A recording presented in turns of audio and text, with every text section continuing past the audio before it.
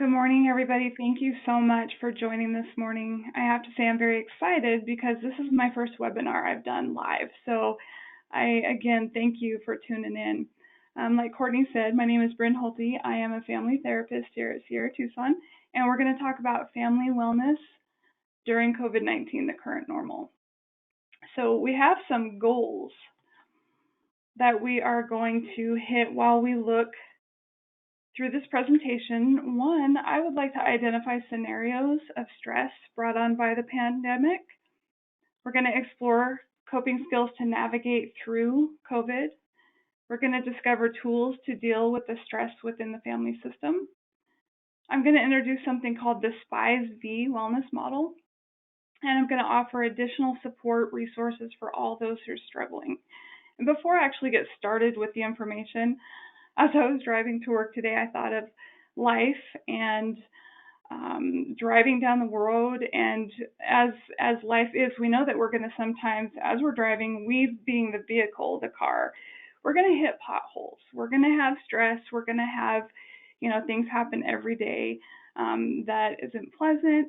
They're challenging, and yet, we get through each day the best that we can. With COVID, I thought about how we're driving down the road of life. We may have our family in the car with us, and with COVID, all of a sudden we run out of gas. We hit a big pothole. We're on the side of the road waiting for someone to come and rescue us. And with that being said, this is a big obstacle that nobody was really anticipating. And so because this is such a different normal, we have realized that within the family system, it affects everybody. So the first thing that we're going to talk about is scenarios and stress. So I wanted to make sure that I include different people within the scenarios and talk about how in each of these categories, how we're all basically affected. So we have single individuals, and we have married couples, we have parents, and we have older adults. And in each stage, the stress that we're going through with COVID affects each of these levels differently. Some stress that we normally go through in life, I would have to say, through our body, with our mind, with our emotions, with our behavior, has probably exemplified since the pandemic. Some of the stresses that we go through on our body could include headaches, frequent infections, muscular twitches, fatigue, skin irritations, and breathlessness. And with COVID, imagine that 10 times higher because of everything being unknown, not knowing what's going to happen next, not knowing how we're going to navigate through, and thinking about all of the fears that come into play and the complications on top of our everyday stress. Within our mind as well, we worry. We're human. We're going to worry. We're going to be anxious. We're going to have muddled thinking. We may get confused sometimes. We may not know, how to process certain information. We may have impaired judgment. We may have nightmares. We have indecisions and negativity, and also hasty decisions. Sometimes we're impulsive in our life because we want what we want when we want it, and we want it right now. And with the pandemic, we have experienced that there is a lot of waiting that we need to do. Also, our emotions.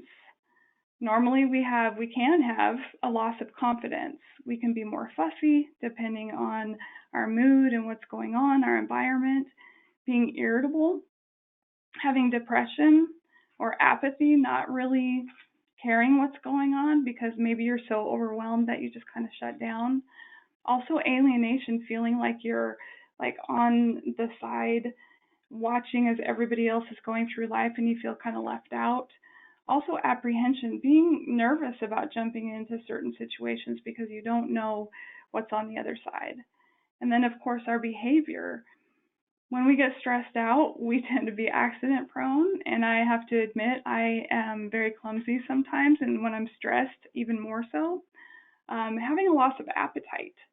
Some people can't eat when they're stressed out. Other people tend to use food as comfort. Also, having a loss of sex drive, drinking more perhaps, using substances, not being able to sleep, and feeling restless just in any situation where normally we would be okay, we would feel that peace.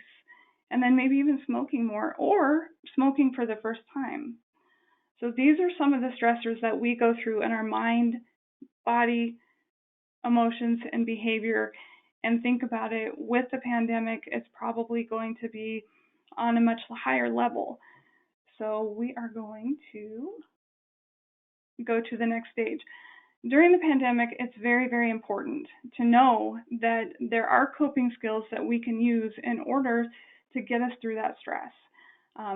My main objective while I am here working with residents, speaking with family members, is to offer skills that are easy, that are basic, and that you can do anywhere. The core of the coping skills that I'm going to talk about has to do with mindfulness. And that basically means being present in the moment as much as we possibly can. And if we think about it right now, things are very chaotic. Things are very, fast paced, and we're constantly thinking about what's next. And sometimes we get distracted. So coping skills that we're going to talk about really have to do with being mindful of the situation that you're in, being in the moment. A coping skill that I've taught a lot here at Sierra Tucson, and even in my own life with my family and everything else, is called grounding. And a specific grounding tool that I like to use is, say you're in your home with your family, you have kids, they're running around, you're trying to homeschool, you're trying to work from home, your partner is just running out the door going to work, and you're just feeling as though you're not grounded. To be able to come to a place where you feel like you can take the next step in your day, there's something simple called the 5-4-3-2-1 exercise. And essentially what this means is looking around the room and picking out 5 things that you can see. And of course, if you're alone, you don't have to say this out loud, but if there's other people in the room, you might say, I see a box, I see a window, I see a TV screen, whatever the case may be. So you identify 5 things that you can see. And then you might ask yourself, or you might ask somebody else, what are 4 things that you can hear around you? You take that pause, you listen to what you can hear. And then 3 things that you can tangibly feel with your body: the chair, the floor underneath your feet. And then 2 things, either you can taste or you can smell. And then my favorite one is name 1 self-affirmation, a positive affirmation. As an example, I am confident today and I am worthy. Why I say that this is a good coping skill, an important coping skill, is because it really does ground you when you feel like you're all over the place. Another coping skill that I teach a lot is breathing and muscle relaxation. And I actually learned this while I was at a trauma training a couple years ago. It's very simple. It's just taking a few deep breaths in, and while you're doing that, tensing your muscle groups, whether it's just your fists and your toes together, and taking, say, 5 deep breaths in, and on the last breath, release your muscles. So again, what this is doing is it's resetting your autonomic nervous system. So if I were to be leading a group and I were to say, okay, we're gonna ball up our fists and we're gonna scrunch up our toes, we're gonna breathe in and out together deeply, and on the last breath out, we're gonna release our muscles. And as you do this, you could practice, and you'll find that once you release, you will actually feel something in your body, the oxygen going through. You will feel maybe even a tingling or a warmth. And what that does is it literally relaxes your system. And it really does bring you back to the moment, current moment. There's also something called self-soothing practices, or an object focus. And for me, I have one with me right now as I'm doing this. It's something that I'm holding in my hand that I can focus on and redirect my thoughts when I feel like I am not in the moment. You could also use something such as a picture on the wall to focus on in your office, in your home, as you are going through your day. You can also use like a mantra, a word that you can say to yourself if you feel like you're getting anxious, you're being overwhelmed, you are really having a hard time doing what you need to do in the moment.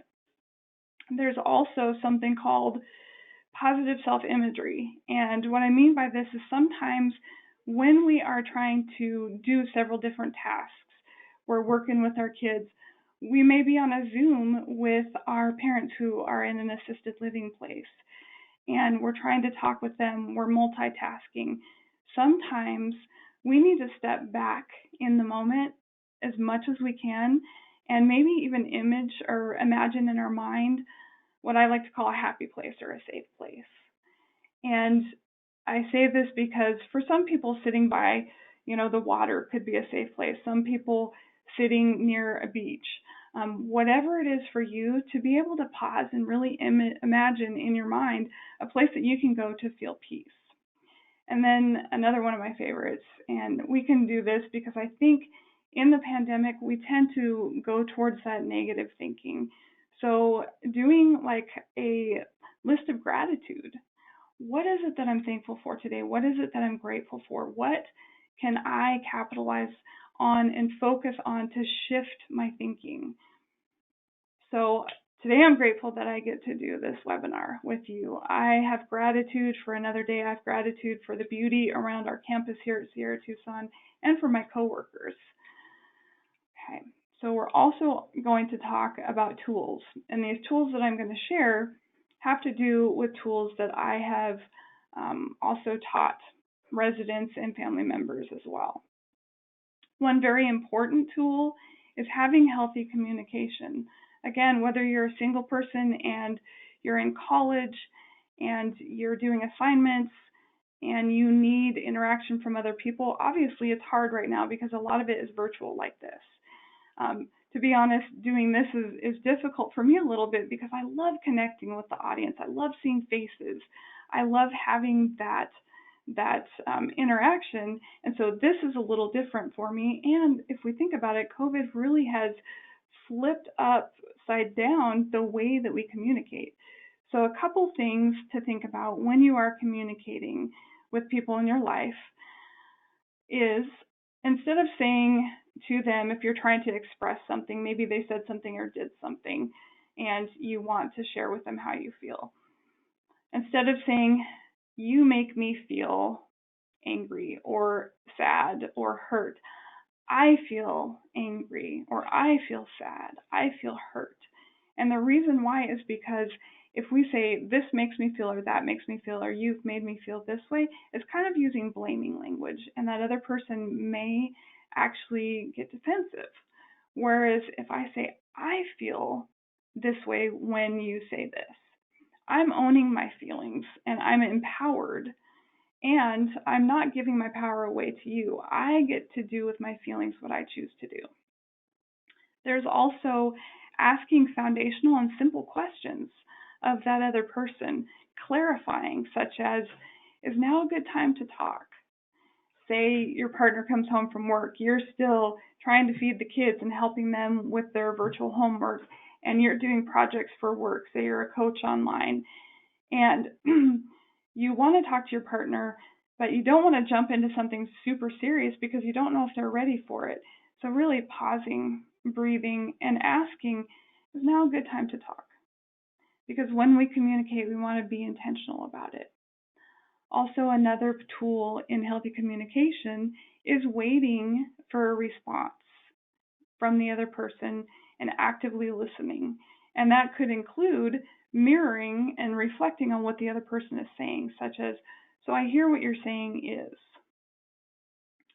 Summarizing, letting them know that you're not distracted by what time it is or the next project that you have to do, but you're being intentional in the moment and you're letting them know, I hear you, I hear what you're saying. And of course, the next part is validating feelings and experiences. I hear you and I can relate. That doesn't mean that we have to agree with what's being said. We're just letting them know I'm with you. Also, remembering it's not exactly what we say, but how we say it. Our tone, what our body language might be saying, what our facial expression is. Just being as compassionate and as gentle as possible, especially during these times, because as we know, with our stress, it is elevated. And then showing that you care through empathy, showing that you care because even though you may not completely understand what a person is going through, you can relate on a certain level. The next part is setting boundaries. And this can be difficult in family, especially during this time, because everybody is going in different directions and everybody is really just trying to survive and get through the day. So setting boundaries could include, well, first and foremost, let me say, why do we set boundaries? We set boundaries in order to express what we need and what we won't tolerate. We want to create greater intimacy in our relationships. We want to take care of ourselves, and we want to teach others how to treat us. And I always say in my presentations when I do them here, is anybody willing to admit that they watch Dr. Phil? Because Dr. Phil always says we teach people how to treat us. So in scenarios, whether, again, we're single, we're in a partnership, we're parents raising kids, or we're older adults away from the family, it's very important to maybe set a boundary, and there's a format here that I just tend to use in my everyday conversations. So what you would do is you would list a behavior that you see that you have some charge around, and you may say, when you don't wear a mask around me, I will confront the situation or the behavior and I will share my feelings. If you continue with this behavior to take care of myself, I will leave the room and come back when you are wearing a mask. Another thing could be, communication. If you speak aggressively to me while we're talking, I will confront the behavior and share my feelings. If you continue that behavior to take care of myself, I will leave the room and re-engage in an hour. And it really has to do with, realizing what your space is and what their space is, and setting a parameter, not to change that other person's behavior, but to take care of yourself. This is my favorite, the wellness model. This is very important to begin to bring balance into our life when we feel very imbalanced by everything that's going on around us. And I know in the beginning I talked about life, being a road that we drive on and us being the vehicle.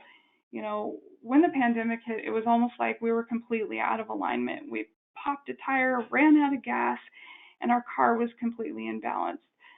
These are things in each area of our life that we can actually choose to put an activity each day and actually act upon it, put it into motion to find balance back in our life. So for example, there is a spiritual side of us, and I would encourage you in this area to find something that you enjoy, that you're passionate about, and list one activity that you can do daily that has a spiritual component to it.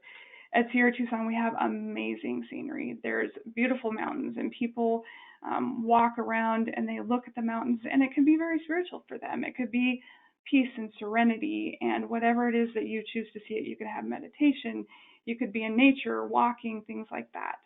Also, it's very, very important to take care of our physical wellness during this time.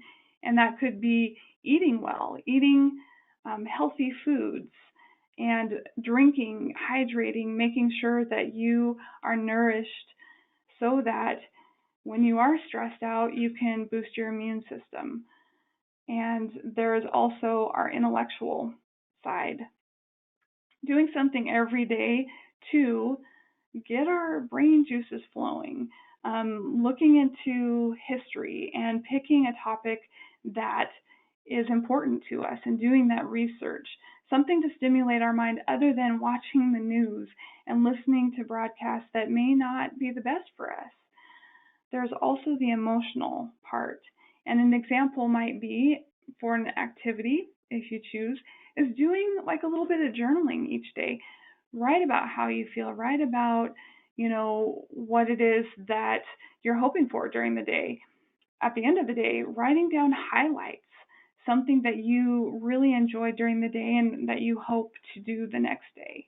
So focusing your mind, focusing your situation to expressing those emotions through writing, talking with somebody, talking with a counselor, finding supports outside of the family to reach out to when you're struggling. Socially, obviously, again, this time has really been a hindrance probably socially because we can't interact one-on-one a lot. So picking maybe a Zoom conference to have with your friends to have some sort of connection with them. And then, of course, vocationally, and what I mean by this is not necessarily a job, not going and punching a clock, although that certainly could be.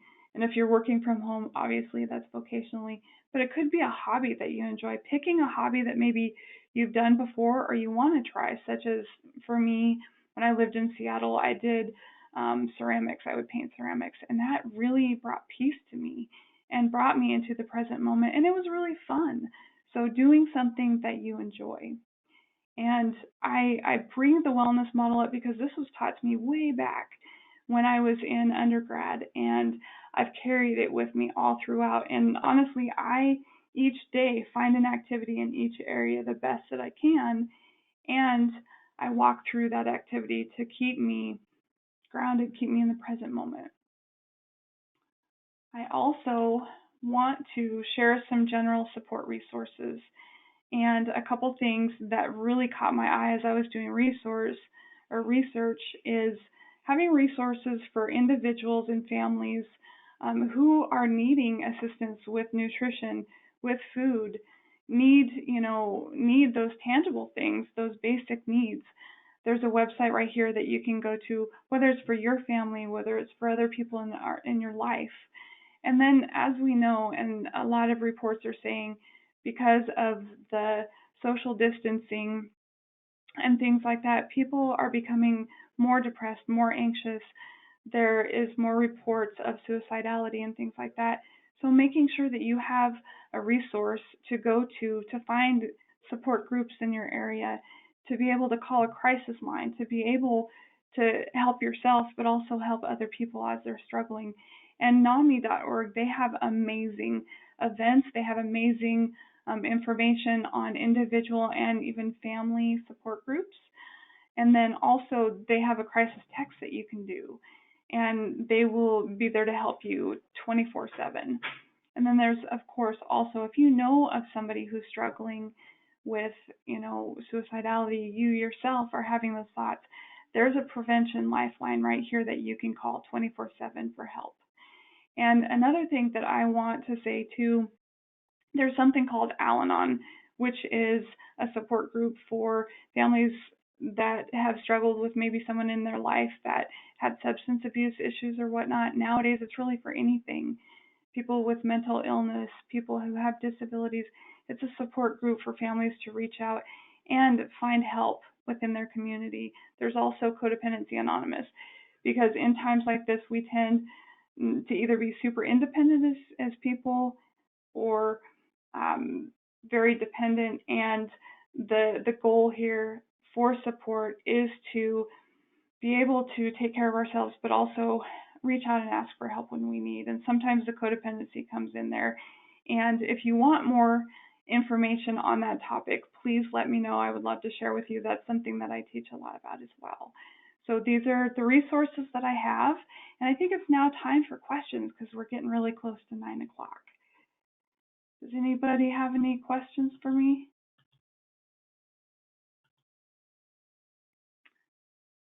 Let's see. Very good question. I think COVID has caused some stressed spending too. Would you agree? Yes, I think a lot of people, as a coping skill, maybe an unhealthy coping skill, is people have gone online on Amazon and they have spent more than they really are able to. And it is a way to distract or escape. And so, yes, I have heard a lot about that. And I would say, too, there are support groups for, Debtors Anonymous, I don't know if that is to the point that you're asking, but that certainly is something that we hear about all the time. People spending beyond their means, and again, it's just another escape. It's a vice.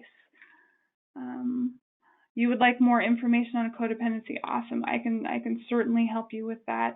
It has a number listed on the website, and I can certainly get your email and send you information for that.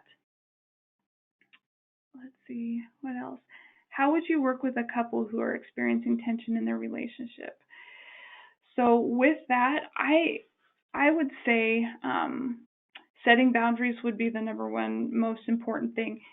If you're feeling like, because of everything going on, that you don't have time to connect, setting intentional time aside to connect every day, whether it's for 5 minutes, 10 minutes.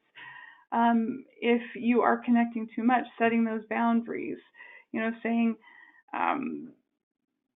if you want to connect, we need to set this time aside. And honestly, I would also encourage you that if you feel like there is more stress in your relationship because of what's going on, look into counseling virtually, couples counseling, reaching out.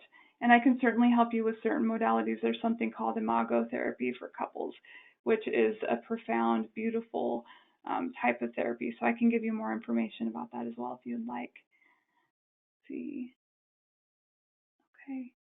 Anything else? We're getting really close to the end here. I want to be respectful of your time.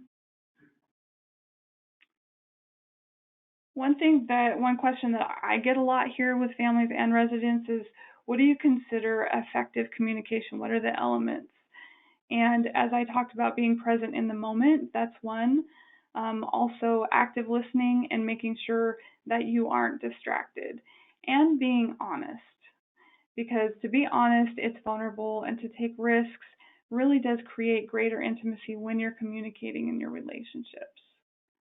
And healthy boundaries. One thing that we fear in setting boundaries is that we may be rejected. We may cause greater conflict in the relationship. And I would say with that, just know that boundaries are to create that greater intimacy and to let the other person know what you need. So I hope that is helpful. I thank you so much for today, and I will certainly see you again sometime. Have a great day.